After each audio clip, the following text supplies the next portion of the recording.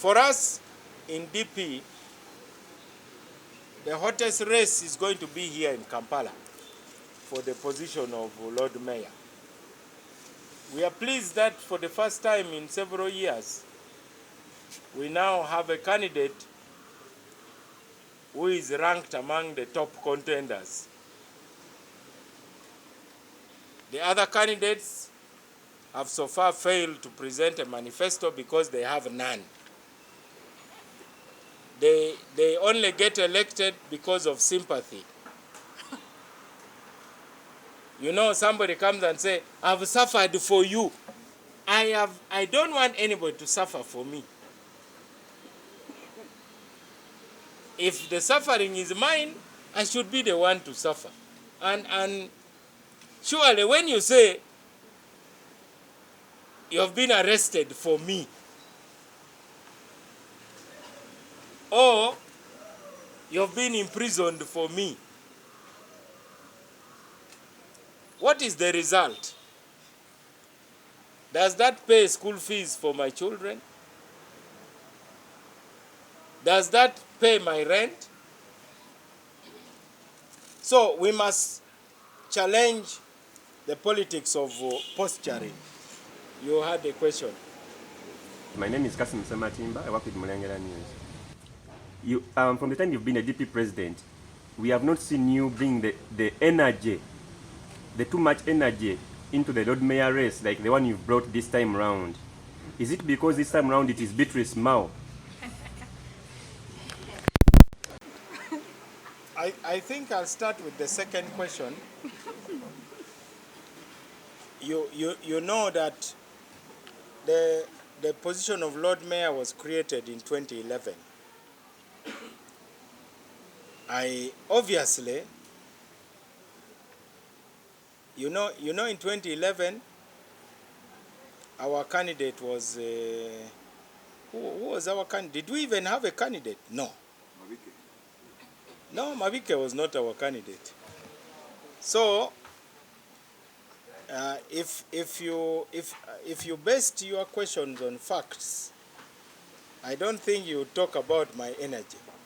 I'm a DP president. I should invest my energy in support of a DP candidate.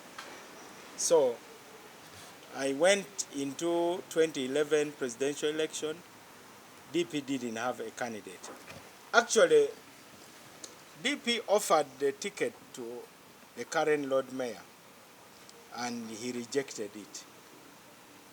So tell me, where was I to put my energy? And you know I have a lot of energy, but I had nowhere to put it.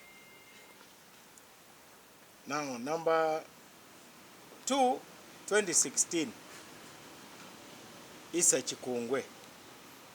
I put a lot of energy to support Issa Chikungwe. We actually campaigned for him, even though I was busy running around with our presidential candidate, Amama Mbabazi. DP had a candidate, Issa Chikungwe. Then you come to 2021. You remember Beatrice was offered the ticket right here. Then the Electoral Commission disqualified her. Then Senkubuge Siasa was offered the ticket. Then he went into hiding. Instead of campaigning, he was busy hiding from the voters. So where was I supposed to put my energy?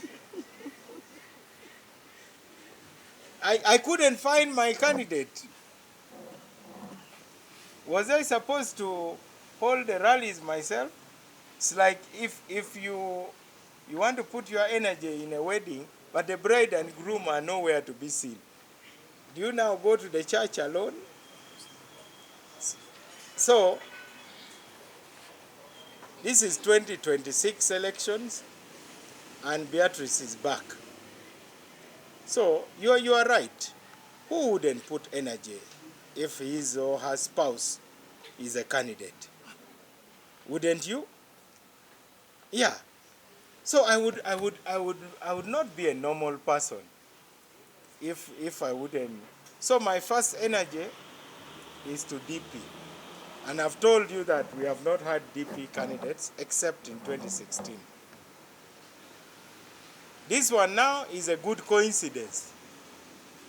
But even if I was not married to her, I would still put in a lot of energy because she is a DP candidate. So you are absolutely right. You are absolutely right. I have two good reasons to even put in even more energy. Because this is a person you are always with. But more importantly, she's an excellent candidate. And having been abroad for long, because we have these people, they travel, but I think they spend all their time shopping. They learn nothing. They never, the Lord Mayor has traveled all over the world. But I don't know whether he just hates Kampala, because if you really love your home, the way I love Gulu, when I see anything good, I want to see it in Gulu. You know? I love my town. And I tell all the leaders, whether they are NRM, whether they are FDC, I said, number one, love our city. I cannot say until a DP is the mayor of Gulu, then I'll put energy there. Once elections are over, people should come together and work. That's how you can develop a city. So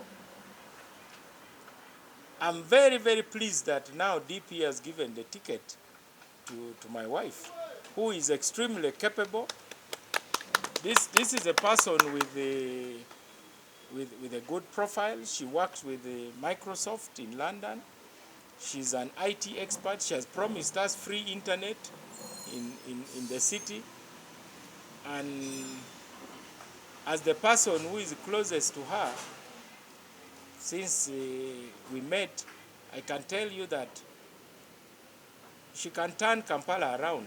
So it is really whether the people of Kampala want a better city or not. It is up to them. Her job is just to offer herself.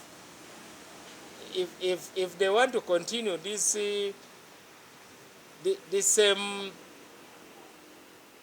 approach, you have a Lord Mayor who cannot even visit the minister for Kampala, that he will be seen to be in government. But you drive a government car, now a brand new one. You get a government salary. They pay for people to even sweep your house. They pay for people to cook for you. You fly business class wherever you are going. So that kind of pretense has really undermined Kampala. Why wouldn't you want to go to the office of the minister and discuss about Kampala? And everything that happens, all you come is to complain. Leadership is not about complaining. Leadership is about taking action. But more importantly, you cannot be fighting everybody. So I really pity the citizens of Kampala. But if the voters this time are wise, they'll vote for Beatrice, because this one, they have seen what he can do in 15 years. It has been a very bad record. Somebody who does not want to talk to the central government. You know, Kampala is a central government entity. It is not a local government. Actually, Kampala is under the office of the president. So I do not know why anybody should have that. And then you saw when he made some unflattering remarks about the chief coordinator of OWC, General Saleh. He got only one note and he shut up completely, because his nudes were about to be released.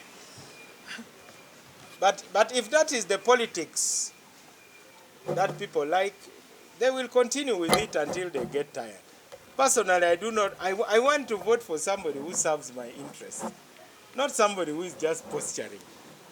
Because the man has postured, first, that Nzize kugogola Kampala. There was no kugogolari. He instead has proved himself as somebody who doesn't have the ability to transform even one neighborhood. Even where he stays, he has not transformed it. Have you journalists, how many of you have ever visited his home? Have you been there? Have you people been to Wakaliga? I think you should go and move around. Because whenever you are, you should start by changing your neighborhood.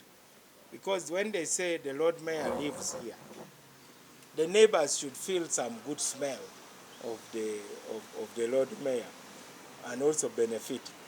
But the tarmac road just stops at his gate. And that is that.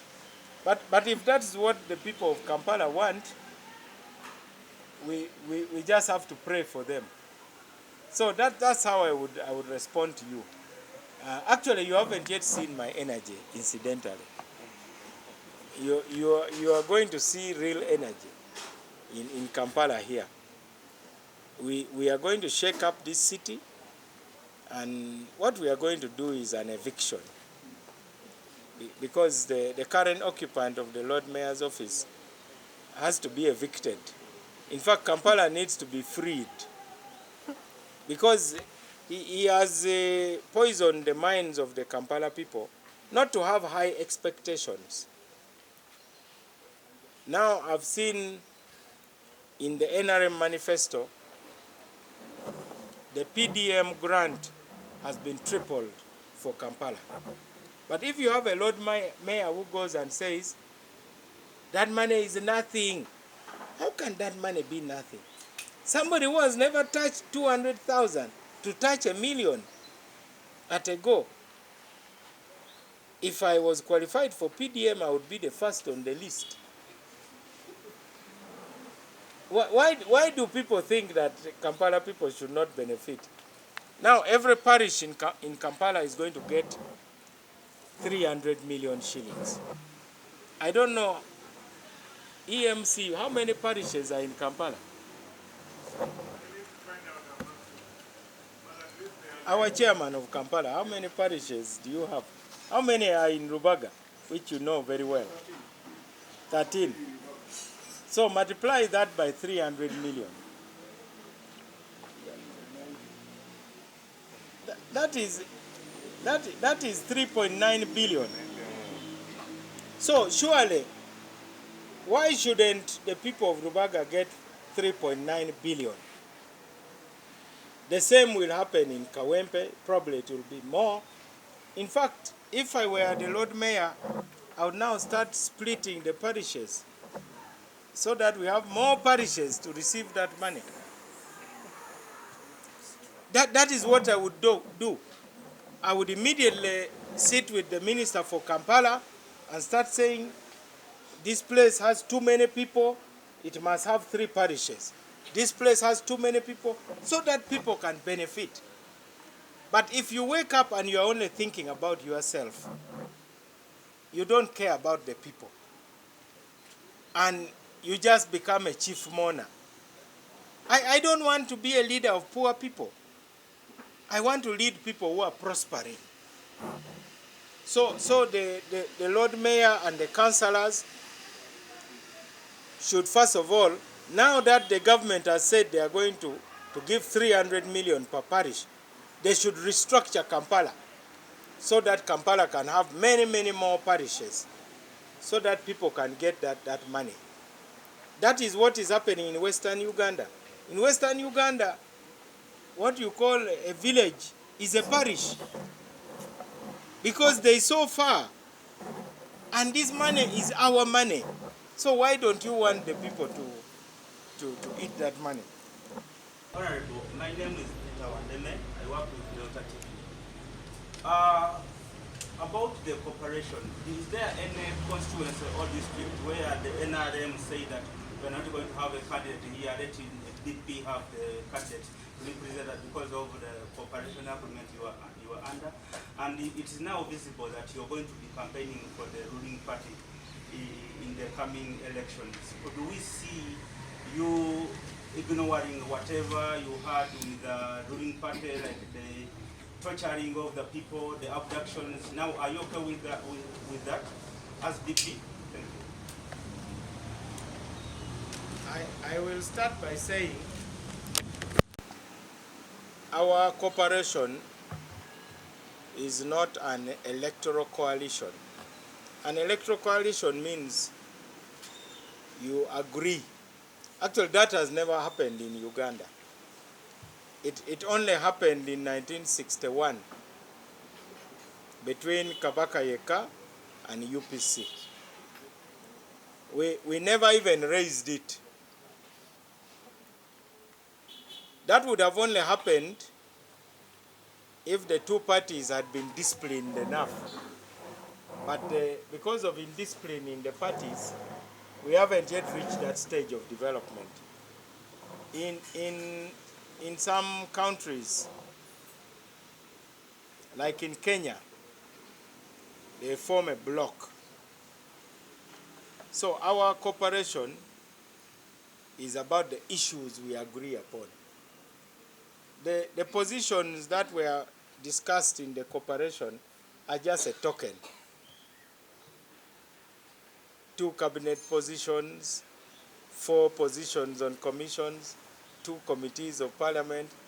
How can that be the whole basis of the cooperation? Those are just tokens. But the real purpose of the coalition is to promote dialogue about pertinent issues like constitutional reforms, national dialogue, national reconciliation, and peaceful transition. That is our priority. But what I know, when people see a block, the voters will make a choice. Don't think the things I say are reckless. The things I say are to allow voters to reach a point where they broaden the list of choices to include, even in strong NRM areas, their choices should include DP. That's a tactical thing. So there's no area where we have any agreement. And I don't think it will happen even between the other political parties. Now, your other question, I do not know why anybody would frame a question like that. You think the president of DP would be a supporter of torture, really? Because your question was, and you are really bold to ask such a question, that Mr. President, you are going to support the NRM candidate. So you are now okay with the torture, you are now okay with the abductions and kidnapping and so on and so forth. Because you have been a very bold voice against... No, but do the two add up? Do the two add up? I want you to realize that there are things about you, if I knew you well, that I would not be okay with.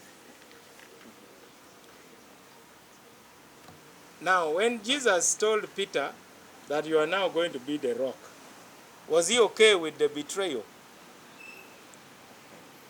Was he okay that Peter denied him? He could not be okay. So,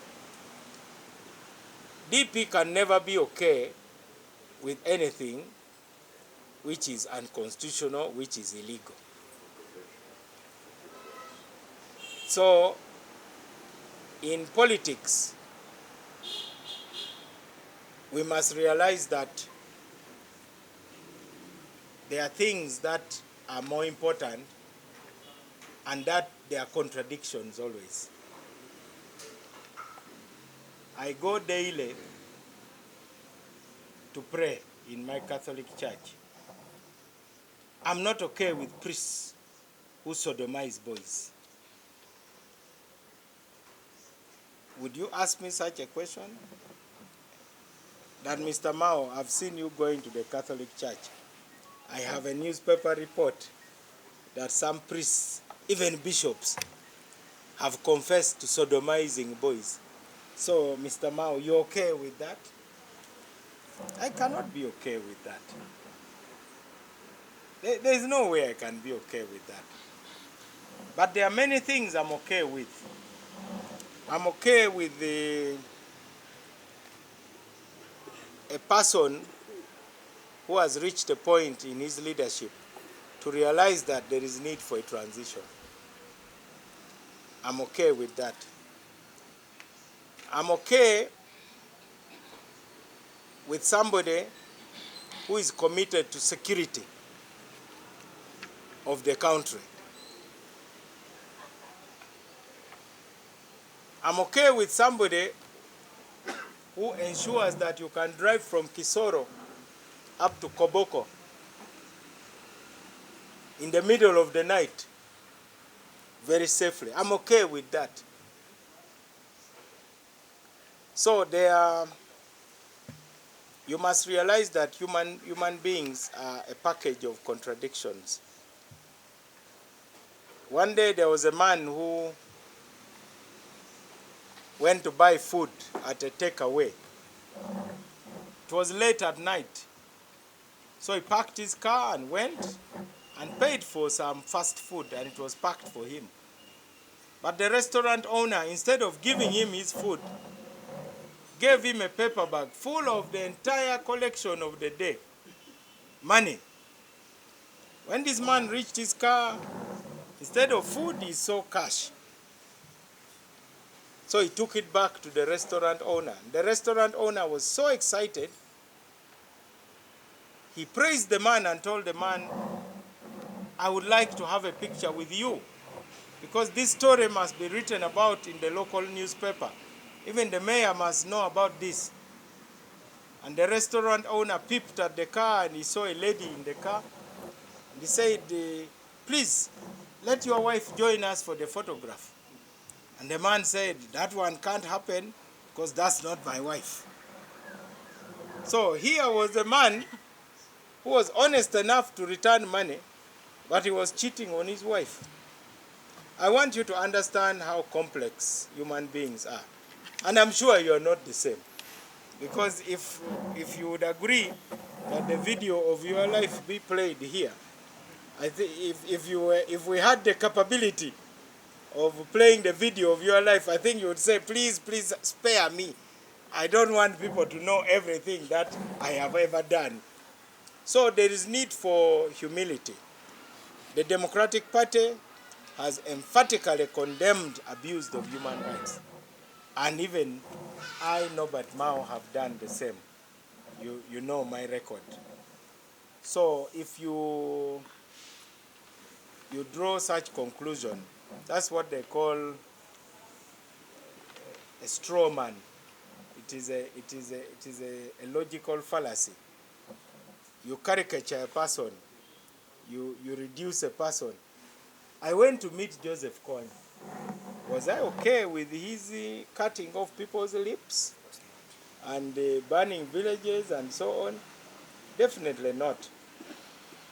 But it's my duty to tell you that I can work with you and accept that we are working with you on this that we agree on. We don't need to agree on. I have many friends who are big drunkards. I don't support the idea of drinking and walking in italics and staggering and falling on the road. I don't agree with that. But it has not stopped me from working with them, even within DP. So for the first time, I'll tell a journalist that you have asked the wrong question. Because you know the answer. There is no way a DP candidate can support abuse of human rights. Never. It wouldn't be. But there are things we agree on. And also there are things we disagree on. For instance, the NRM does not agree with federalism. They don't support it. They talk generally about decentralization. That is one area. There are many others, things we support which they don't support. But also, our duty is to ensure that abuse of human rights are exceptions. So we have got ambassadors in America. Does it mean we support everything America does? Obviously not. We don't support it. But thank you for trying to set a trap for me.